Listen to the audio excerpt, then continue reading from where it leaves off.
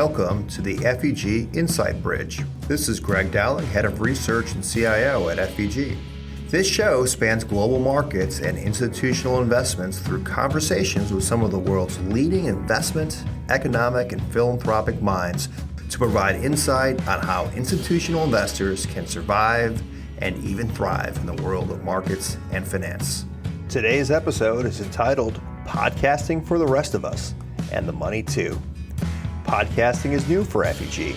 We had 2 client conferences planned for 2020 before the coronavirus hit. Out of necessity, we turned the first into a series of podcasts. But prior to this, we knew absolutely nothing about podcasting. So today, we are recruiting a veteran podcaster to help us. I'm pleased to welcome FEG alumni and creator of the wildly popular podcast, Money for the Rest of Us, David Stein. David will talk about how he got started, lessons learned, and thoughts on the current market. David has been featured in the New York Times, Motley Fool, Forbes, and U.S. News and World Reports. Today, we are excited to have him here on the FEG Insight Bridge. Welcome back to David Stein. Great to be here. Thanks for having me. Yeah, well, we're excited. We need some help with this podcasting thing. And before we do a deep dive, we thought maybe we'd start out with the FEG years. So first things first, you often reference FEG, sometimes not by name, but your previous job. So for listeners, what did you actually do at FEG, David? Well, sure. So I joined FEG in 1995. It was a very small firm at the time, only 25 employees. And then I was there 17 years, so I left in 2012. And at a 25-person firm, we pretty much did everything. Everybody did everything. So I was an analyst, consultant. We did our own research. Then I became a partner in 1998. Eventually, I was on our FEG executive committee for many years. I co-founded what became FEG's OCIO effort. At the time, it was called Managed Portfolios. And so I oversaw those portfolios. And then when I left, I was co-leading the research group as chief investment strategist and chief portfolio strategist. So it was a great, I have very fond memories of my years at FEG and learned a bunch. Well, it's funny, even prior to this, your name came up. We were looking at a research report, and I said, well, how old is that research report? They go, Greg, it is so old that David Stein wrote it. I go, oh boy, we need to update that one. Exactly. Well, what are some of your favorite memories or lessons learned from your time at FEG? As a young firm at the time, 25 employees, there's always been very low turnover, both from coworkers, partners, and clients. And so it's those years of being with colleagues and clients and the trust that you have in your fellow coworkers. And that's one thing I miss about not being with the firm is just the trust you have in your fellow partners. What I learned was just, we were all curious and we were all trying to figure out how investment markets work, navigate increasingly complex capital markets. And so I really like the constant change. And that's one reason I got into investing.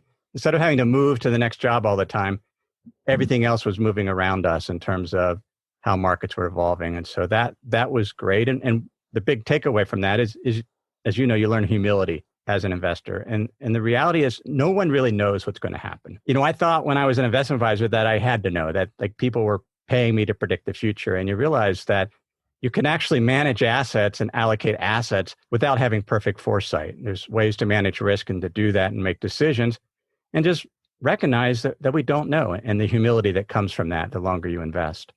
No, that's great. There's definitely a difference between risk and uncertainty. And sometimes you just have to embrace the uncertainty. And I thought that was very well said. I certainly recognize I know a lot less than I thought I did. And each year I feel like I know less. It is a great mark. So I remember the day we were at a partners retreat. And he said, well, I'm just kind of going to retire. And we're all like, David, you're too young to retire. Like, so you retire and do what? You didn't immediately turn to podcasting. You retire. What happens next? Well, so I left in 2012 and I launched the podcast in 2014. I spent a couple years writing about investing. There was a number of businesses I started, shut down because I was afraid somebody would hire me. I had been an investment advisor for so long. I loved investing. I just couldn't find the way that I wanted to continue to do it so I didn't have to manage assets and have that weight of that fiduciary responsibility.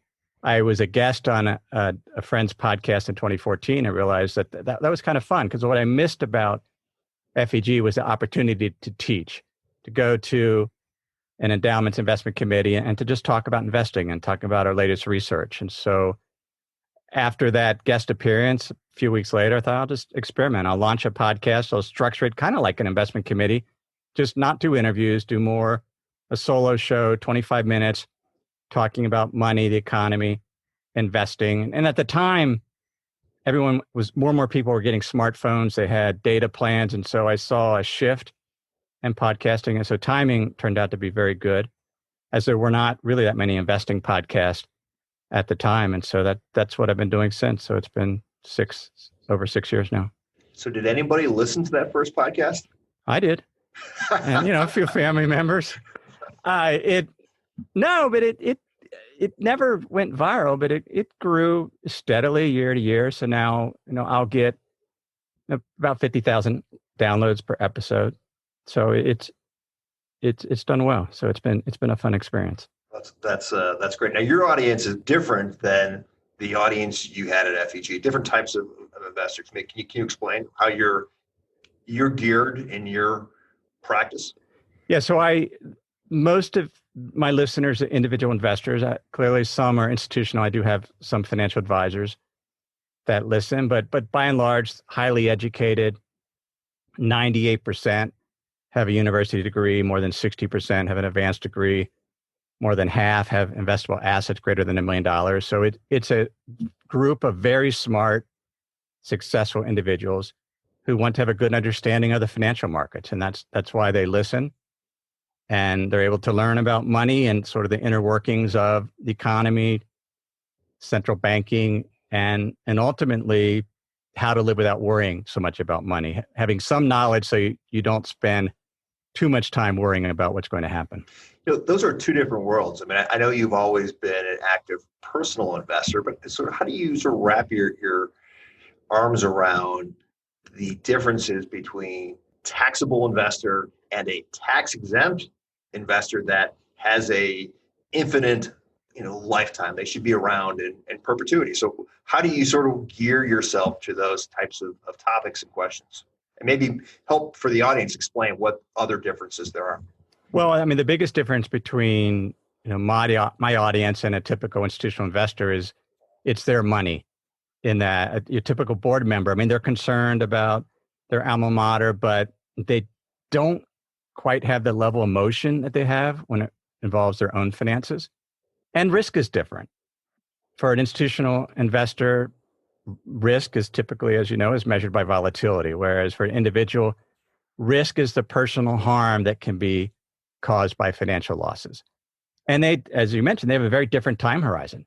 So sequence of return risk is more of a factor. The need to have some type of guaranteed income source so their entire retirement isn't dependent on the whims of the financial markets. So those are some of the differences, but there are a lot of similarities. Now, asset allocation, focusing on, as an individual investor, we don't really think of it, but we are portfolio managers. So we allocate our assets, try to figure out what's the best mix. Diversification clearly is important. Costs are important, including taxes. And those things carry over from the institutional world. So your buddy invites you to be on his podcast, and you basically say, hey, I can do this. So what do you need to have a podcast besides having a great voice? I mean, do you go out and buy a microphone? What's the next step in creating that first podcast? Yeah, having a mic is helpful because and it's surprising. The bar has been raised when it comes to sound quality. Whereas, and you could, in the 6 years of listening to my show, and a lot of people will, because much of that content's evergreen, they'll literally will start with episode 1, go through all 300, and you can see the sound quality improve. They might not notice it, but I notice it right away. It's like, oh, I can't even listen to some of the earlier episodes. So you just get better over time. But mainly, I mean, what's so fascinating is anyone can launch a podcast. Yep. And the technology's there. It's easy to do. The hard part is finding an audience and finding people willing to share, because this is not a medium that lends itself to search engine optimization or people finding it on Google. It's generally people telling their friends and family members about the podcast they listen to. I've listened to a bunch of your podcasts. You know, every day driving home, listen to another David Stein podcast. And you must be sick of. You're sick of me now. I could tell. I know they're good. They're very good, David. You know, what struck me is the variety of different topics that you discuss, and it got me to wonder, where do you get some of these topics? Are they questions from some of your listeners? Are you getting your same ideas from the proverbial Wall Street Journal that everybody else reads, or you have different sources of information? How do you get great topics? Well, I get ideas from listeners, from members of my community, books I'm reading. A lot of it's the news, though. And when I do my podcast, I don't have 8 weeks of pre-recorded episodes. I'll prep for my episode on Monday. I'll record it on Tuesday and release that evening to premium members and the general public on Wednesday. And so I do read the Wall Street Journal, but I also subscribe to 4 other newspapers, as well as a number of institutional research services like Ned Davis Research, Capital Economics. And so anywhere I can get an idea, and if it just happens, if it's something that I'm interested in, I'll do it. And I don't know what my episode will be from one week to the next, but you know, we can call it a competitive advantage, is the ability to find a topic. If it's timely, I can record the episode and release it the next day. In fact, during the last presidential election, where we didn't know what the results were going to be, Tuesday evening, I recorded the last 10 minutes of that week's episode Wednesday morning and released it that then. And so whatever intrigues me that I find will be interesting to the audience, listeners, that's what I do the topic on. I had no idea. I guess in my mind, I thought you had these things planned out for months and months, that you have that much flexibility. That's fascinating. If I may ask you, so you said you've gotten better. What's been your favorite podcast so far, and why? Of my episodes, I don't really have one. It's usually the one that I'm working on that week. So I know that, it's just whatever that week's topic is. So one of your prep questions was, have you left any episodes on the cutting room floor? It's like, no. I mean, when you don't have a backlog of episodes, whatever one you're doing, you need to release it. So you have to get it into shape. I spend way more time now. I spend more time now than I ever did in post-production. For a typical episode, I'll spend 3 hours. I might record, the typical episode's 25 minutes. I might record 40 minutes of content. And by the time I'll spend 3 hours editing it. And you almost have to do that in podcasting, just because, you know, with a lot of the big national media companies releasing shows, they're heavily editing their podcasts. And so that's important. But whatever that week's episode, that's the most interesting to me. Interesting. Wasn't sure if maybe your first one, or if there was one where you're like, wow, I nailed that one. I took a topic that I didn't understand, but I was fascinated or interested in. And by Tuesday, I had a podcast, and it just sticks in your memory. Well, yeah, I mean, there's certainly topics that I've learned more about in having done the episode. In fact, I'll mention one later in this interview when we talk about central banks that just never really occurred to me. So, I mean, I get revelations occasionally, having done the research, and my views have changed in the 6 years. I'll have somebody write me, they'll listen to one of the early episodes and say, you said this, and now you're saying this. And it's like, well, yeah, it's been 6 years. People are allowed to learn things and to grow. And so that's certainly the case. Can you share one of those learnings from 6 years? Well, for example, in the early episodes, I would have said that when the government spends, that creates money, and when they tax, that destroys money. And that's really a simplification. Yep. Because once you actually look at the mechanics, well, when the federal government has an account at the Federal Reserve, where it is possible that the Federal Reserve, just like they're doing with the Bank of England, can fund that account with their digital money, and the government could spend it. The central bank can do that. That's not how it happens in the U.S. So, in fact, when the government spends, they have to spend money in their bank account at the Federal Reserve. When they raise taxes, it runs through that account. So it's more nuanced. It's just not necessarily as simple as government spending is creating money, government taxation destroys money. There's more nuances now. And that nuance is probably more important than ever in understanding how that works. Well, it is, right. And, and I know way more about how central banks works today than I did 6 years ago, because I've done numerous episodes on, and I've tried to walk through the accounting, and then you watch. And, over these past 6 years, central banks have been more forthcoming about how the monetary system works and what they're doing and the power that they have. Where 6 years ago, you would have never seen a member of a central bank, the Federal Reserve Policy Committee, say that they have unlimited spending power, that they can create infinite money. They just wouldn't say it. Now they say it. When anybody talks about something being unconventional, you're going into surgery, and a doctor says they're going to try something unconventional, that's typically not a good thing. And really post GFC, the Fed has been doing unconventional monetary policy. But you're right that it's important to understand that, because I think a lot of us, and I would include myself back then, thought, well, gosh, they're printing money. It's QE. That's going to lead to runaway inflation, right? Well, right. Because of and you realize, well, we haven't gotten any. So what's going on? What are they really doing? Well, you realize that no, they're not printing money and sending it into the marketplace. They're creating money in the form of bank reserves that are sitting on banks' balance sheet. And so we talk a lot about, what is it? And central banks have mentioned this, that when they make a loan, or when a commercial bank makes a loan, that is what creates money through accounting. It's not, they're not trying to find reserves to go spend. I mean, they can always true up the reserves by borrowing it. And so there's these topics I find fascinating, just how the commercial banking system works.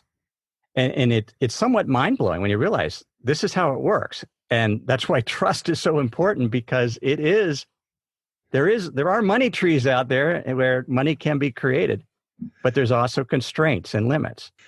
I was going to ask you this question a little bit later, but since we're on the topic, the Fed now. So as we think about where we were, we kind of had the first step of unconventional policies with QE, 1, 2, and QE infinity, inching their way towards potentially trying to raise rates at least a little bit here and try to get out of some of this. And then the pandemic hit, and we're kind of back into it. What lessons from the previous period can we use for this current period? And are there diminishing returns on what they can do? Is it truly unlimited? What are your thoughts, given all of the time you spent studying the Fed? How should we interpret their actions now in terms of investments? Well, they do have unlimited ability to create money, but the constraint is, do people want to accept that? That the dollar is a non-interest bearing Federal Reserve liability. That's all it is. And so they can create it as much as they want. But I did an episode a few weeks ago, episode 295, where I talked about, could the Federal Reserve go insolvent? And this is an example of just something that had never occurred to me. I looked into the work of an economist with the London School of Economics, Ricardo Reis. And he said insolvency of the central bank is not just theoretically possible, it's also frequent in practice across the world, as attested by multiple currency reforms that have taken place. And it had never occurred to me that commercial banks that have all these reserves from the central banks could decide we don't want them anymore and trade them in for dollar bills, for cash. Now, I don't know if they would or not, but they could.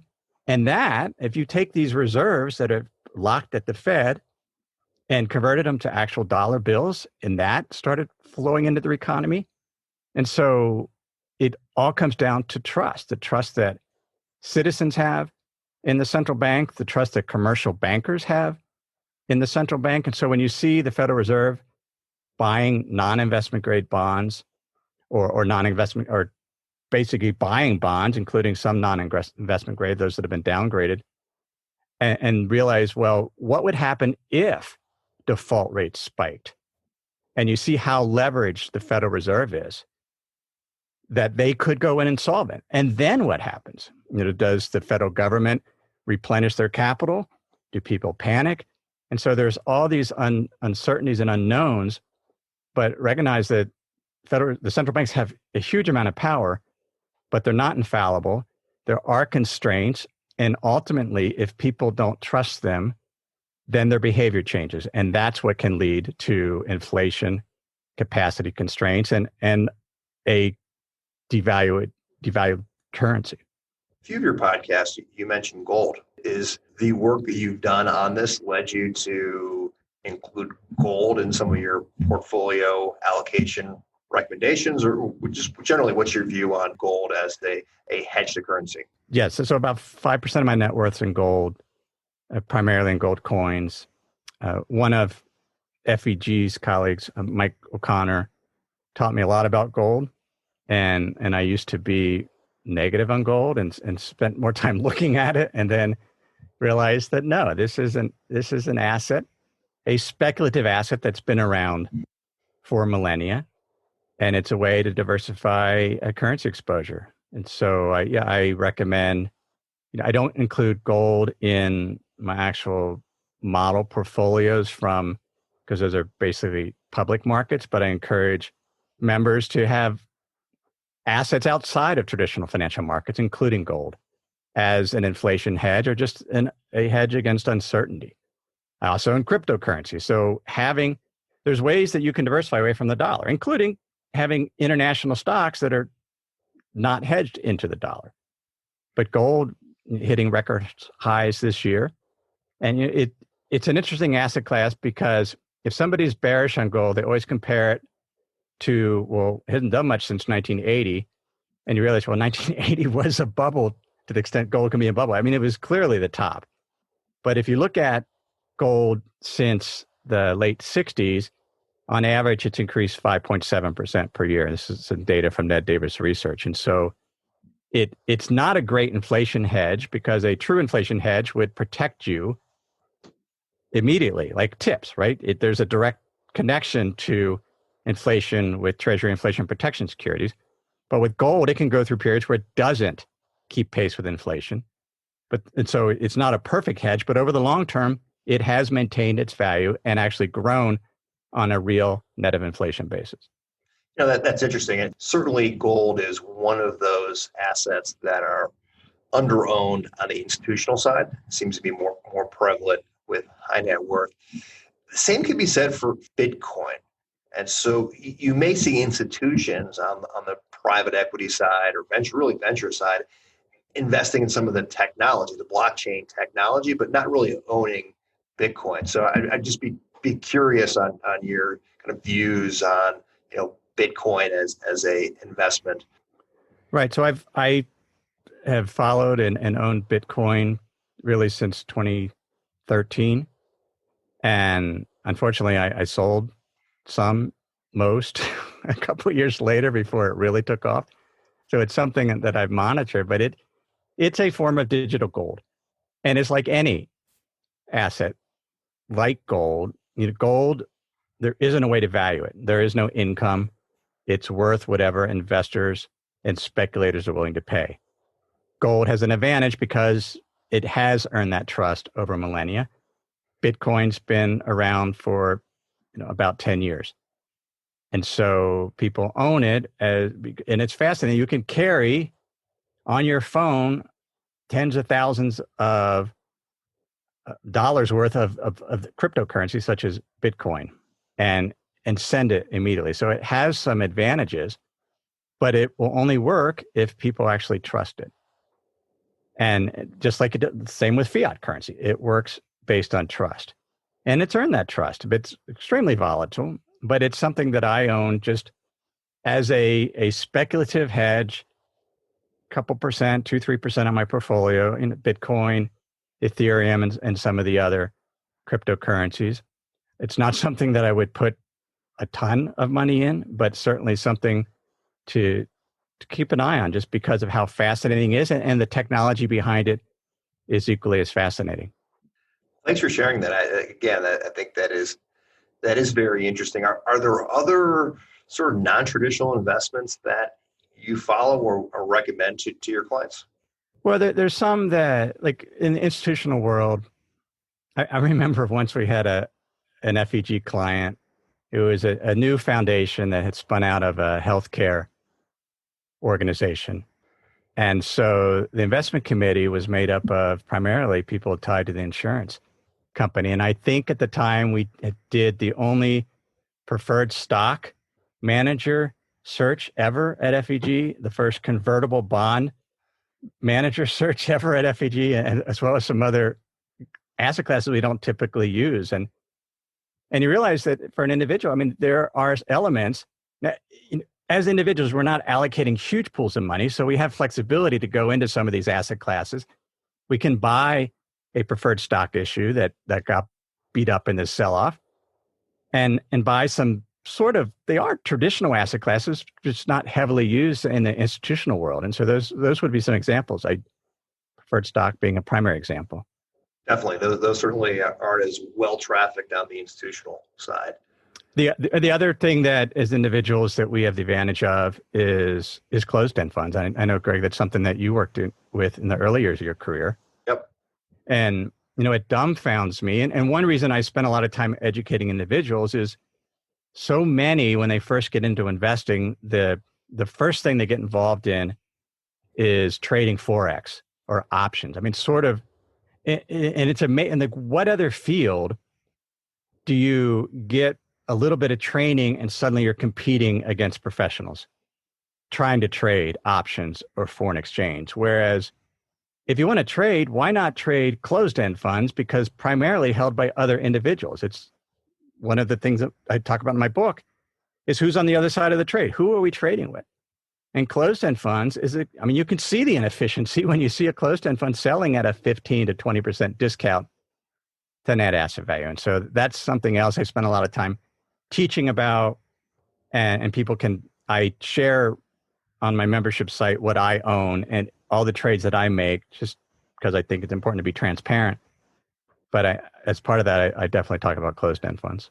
Yeah, no, that's certainly a sleepier market. And sometimes for active management, you want those less efficient markets. You don't want to be competing with machines or hedge fund managers.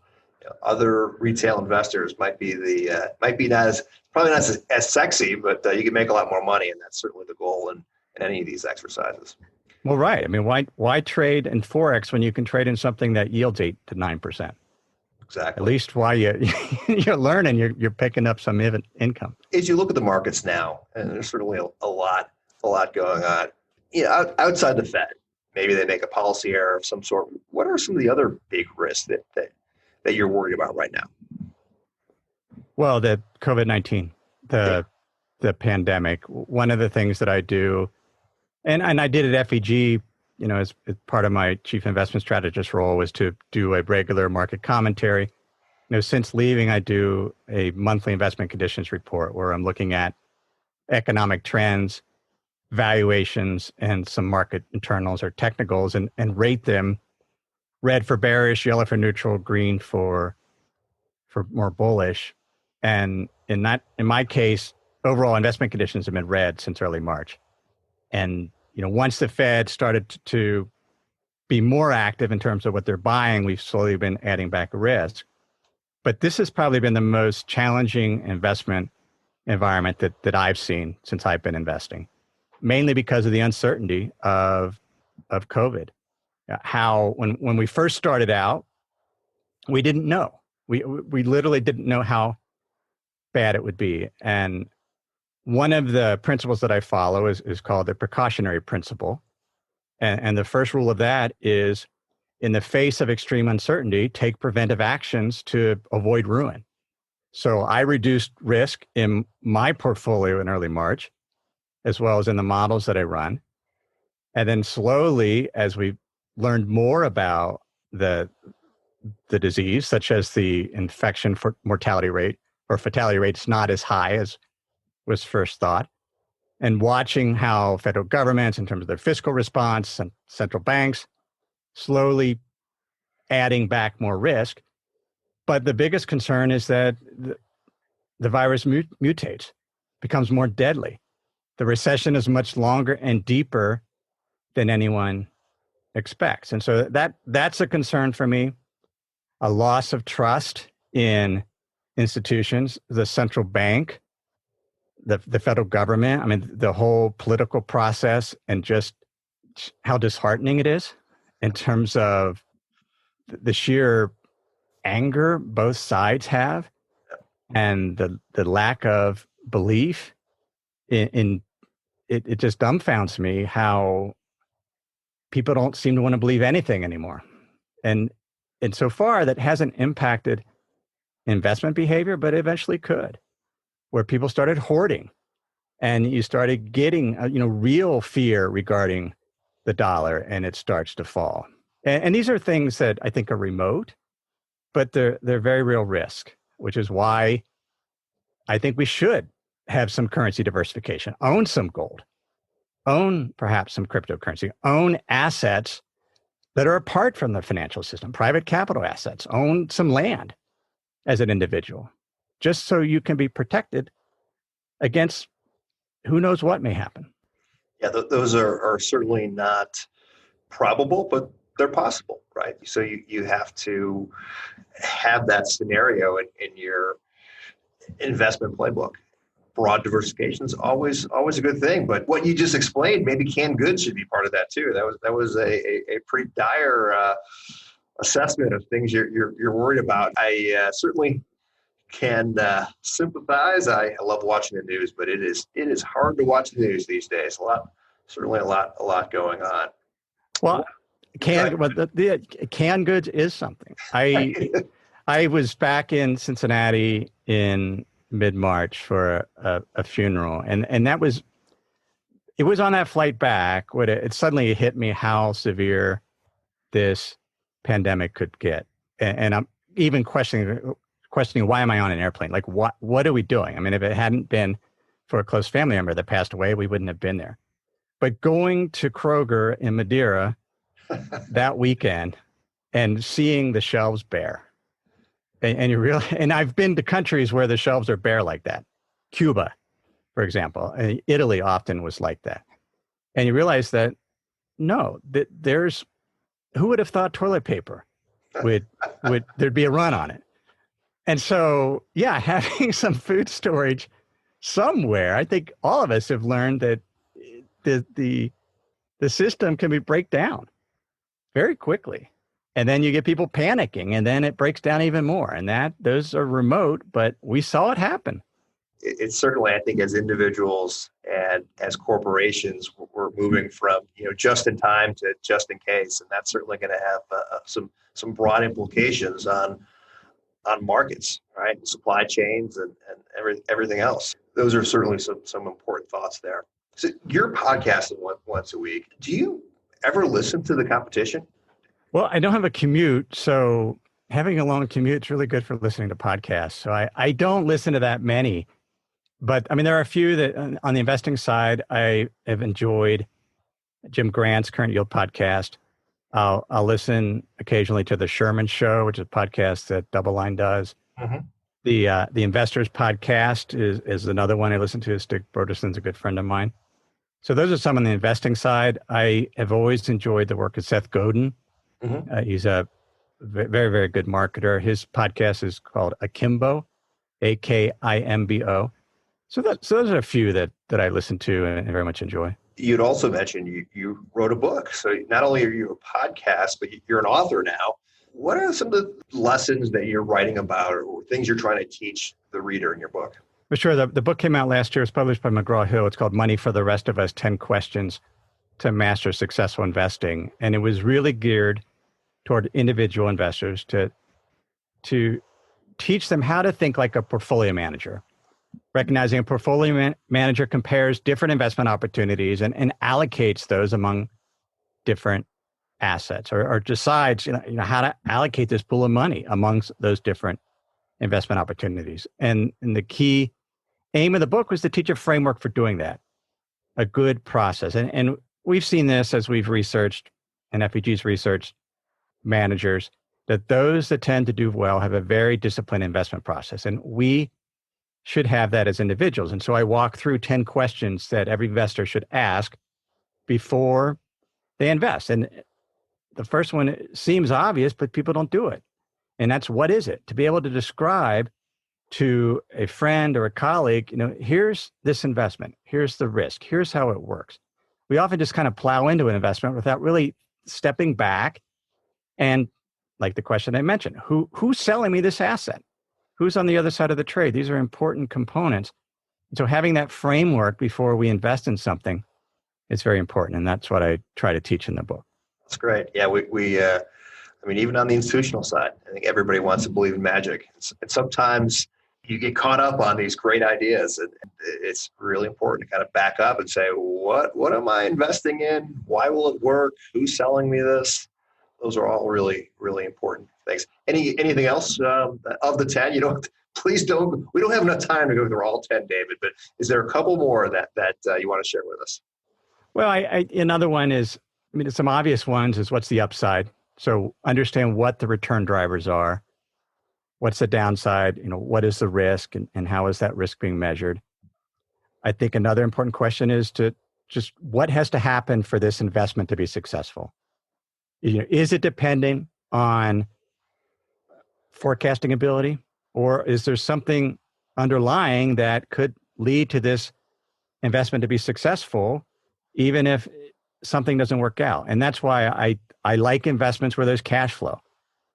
I think that's an important component. Another question is to ask, it's the second question, is it investing, speculating, or gambling? And an investment is something that has a positive expected return, usually because you can value it and there is a cash flow component to it. Whereas a speculation is where there's some disagreement between whether the return will be positive or negative. And gold is an example of that. And then something would be gambling if it has an expected negative return. And you do that to be entertained. You go to Vegas to be entertained because it has an expected negative return. But oftentimes there are asset classes, a brand new investor that's trying to trade binary options is going to have a negative expected return due to their lack of knowledge, due to their being taken advantage of. And so it's important to kind of break investments into these broad categories and spend most of our time trying to understand investments. What's the expected return? What has to happen for us to be successful? Understand the fees. And so those are some other examples of the questions in the book. Gotcha. I've always known you to have a very eclectic reading list. So what are you reading these days? Maybe give us some of your favorite investment books, and maybe a few non-investment books that are just, good to get the mental juices flowing. Well, this summer I'm reading Middlemarch by George Eliot. So that's kind of been, I have found myself, and I've always read sort of classic novels, and this is one I just hadn't read before. But from the investing standpoint, that's March, right? To get through it. Yeah, I'm getting there. I'm probably 2/3 of the way. Right. I've not watched the movie. I'm sure it's come out in a movie multiple times. So I have no idea what's going to happen with the book. But this was a book written in, I think, 1870. It talks about life in the UK in the 1830s. And you realize how people in the 1830s thought they were on the cutting edge. And you realize the themes that are covered in that book are the exact same themes that happen today. We just have faster cars than they did. But other than that, so there are some things that I can learn from books like that. From the investing side, a couple of books that stood out this year that I've enjoyed. One was Robert Shiller's latest book, Narrative Economics, how stories go viral and drive major economic changes. And I've always been an investor that you realize how much narratives do drive the financial markets. If you do this long enough, you realize that there's fads that come in and out and stories. We saw this in the great financial crisis. It was probably a year or two in, and suddenly Europe and what was going on with Europe and the euro became the big worry, whereas a year before it wasn't. Nothing had changed. It's suddenly this is the worry that's in vogue. And that's one of the things that worries me. What happens when people really start to worry about the central bank or the dollar and start to act on those worries? And that's an important component. Also, like the rise of carry, the dangerous consequences of volatility suppression. This is a book that came out earlier this year by Tim Lee, Jamie Lee, and Kevin Coldiron. And then last year, I really liked Alison Schrager's book. She's an economist. It's called An Economist Walks into a Brothel and Other Unexpected Places to Understand Risk. And so that was a very good book on risk. Those are some good ones. How about your, maybe for folks that are just looking to read the best investment book, what are a handful of your favorite all-time, not recent reads, but favorite of all time? Probably the one there's two that stand out. I really like The Wisdom of Finance by Mihir A. Desai. That came out 3 or 4 years ago, as well as Adaptive Markets, Evolution at the Speed of Light by Andrew W. Lowe. Both of those books really took deep dives into finance, particularly Lowe's book on how markets have evolved. And it's really an extension of modern portfolio theory, that modern portfolio theory is good. It has flaws, but at times there's other ways to look at it. And that was a very, very helpful book. How much your reading ends up in your blogs? Is it more for fun, or does it really help you kind of think through some of these different topics?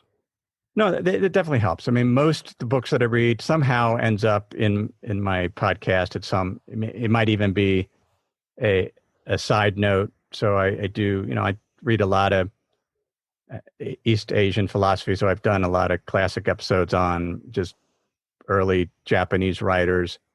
And so anything that happens to be interest, that I'll read it. And if it's appropriate, I'll share at least part of it as part of a podcast episode. Because I try to make the podcast more narrative driven and try to interweave different topics or elements, just because, and I saw this even, at FEG, using analogies and metaphors really helped clients understand the financial markets better.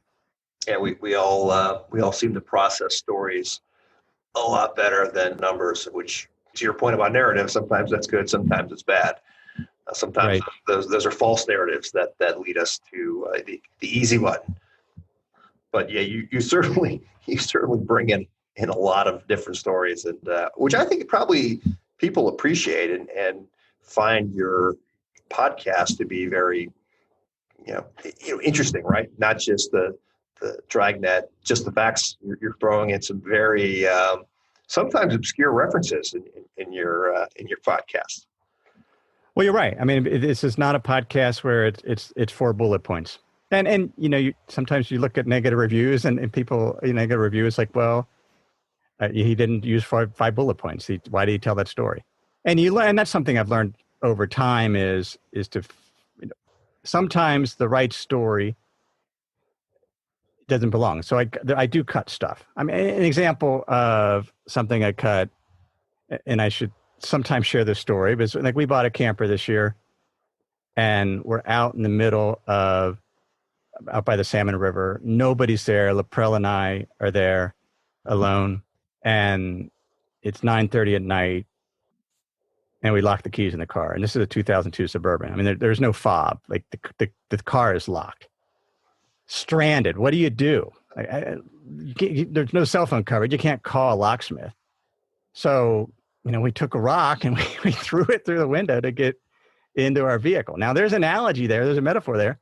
I didn't use it in that episode because I just couldn't find a connection to the investing market. So sometimes it's good to have stories, but just telling a story for good story's sake, if there's not a point to it, then it's often best to leave it out. Definitely. You mentioned feedback, maybe some criticism. We live in this social media world, which it's good, right? Because it's offered you a whole nother medium, a whole nother career. It's easy for you to get out there, and people are generally liking what you're doing, but it's also really easy for them to criticize you. And so it cuts both ways. How do you deal with that? Does that used to bother you? Does it not bother you now? I mean, what's the general feedback, and how do you deal with it? Occasionally I'll look at podcast reviews. I don't spend a lot of time on it.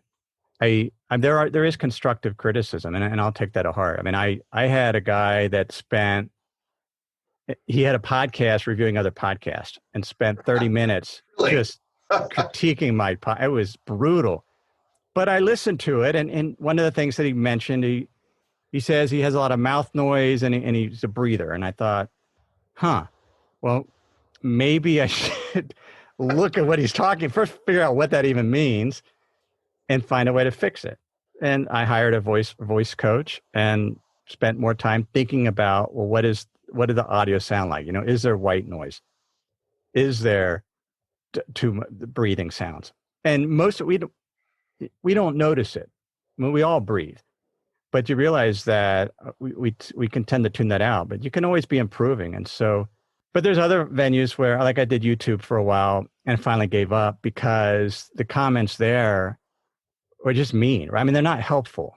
Like I like constructive criticism, but if YouTube podcast reviews are way nicer and more helpful than comments on YouTube. And the problem with YouTube is you're so dependent on that algorithm that you have to interact with those comments in order to grow your channel. And I finally gave up. It's like, I don't want my business to be dependent on YouTube's algorithm and having to interact with inane comments that I just like, this isn't even worth a reply. You have a better educated clientele in the podcast world. Is that kind of what you're getting towards? Well, that's part of it. And people like to just troll for fun on YouTube.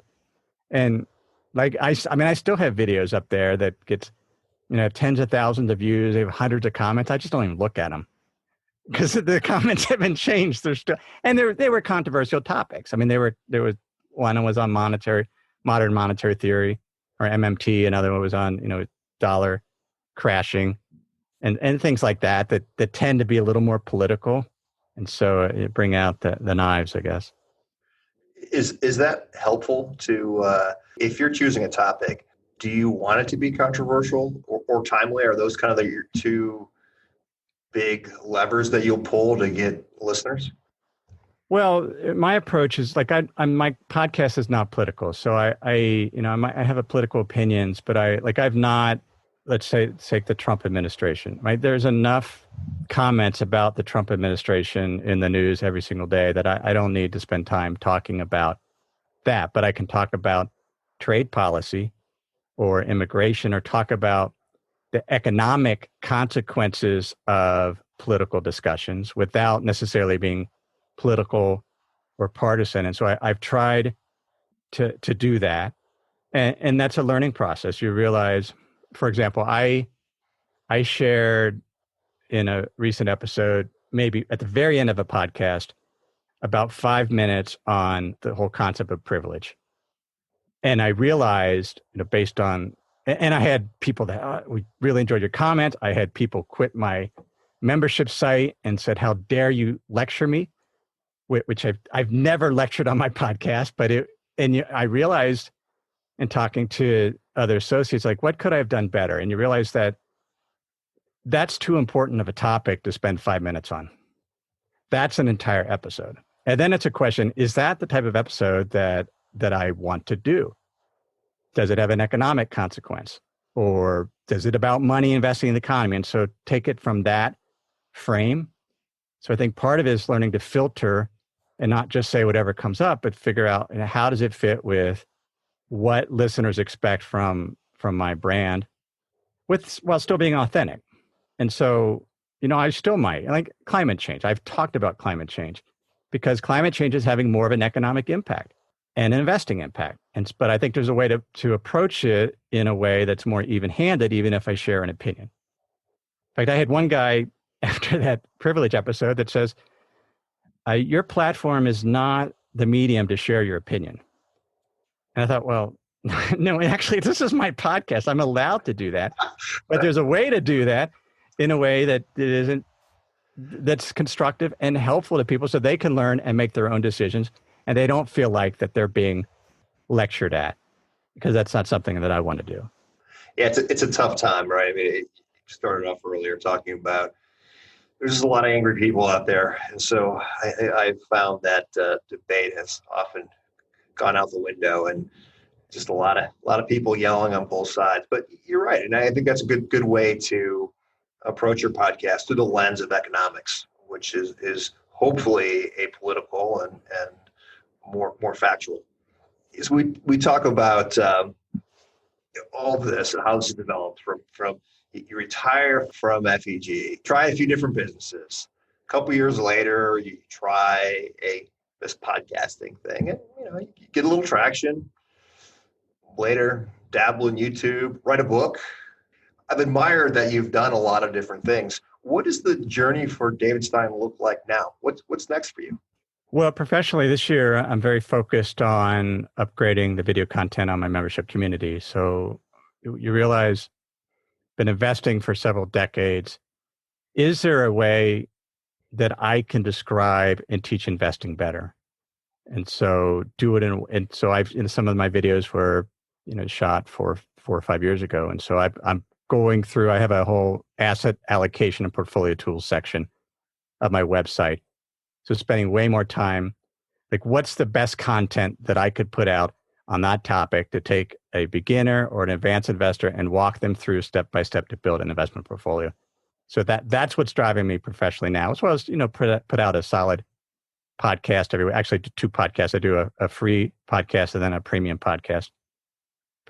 Outside of that, I spend a lot of time fly fishing. My FEG clients, those that fish, could never understand why I lived in Idaho, some of the best trout springs in the world or trout rivers, and don't fly fish. And so when I quit FEG, I learned to fly fish, spent a lot of time doing that. LaPro and I spent a lot of time hiking, camping, and just getting out, as well as reading good books. Well, I'm jealous, and good luck recording some of those videos. Those videos from a few years ago that you probably didn't have that great of a beard back then. Is this probably the beard is more fully grown, so the look will definitely be different. We've learned a lot. I've learned a lot. And who knew there was a podcast reviewing other podcasts?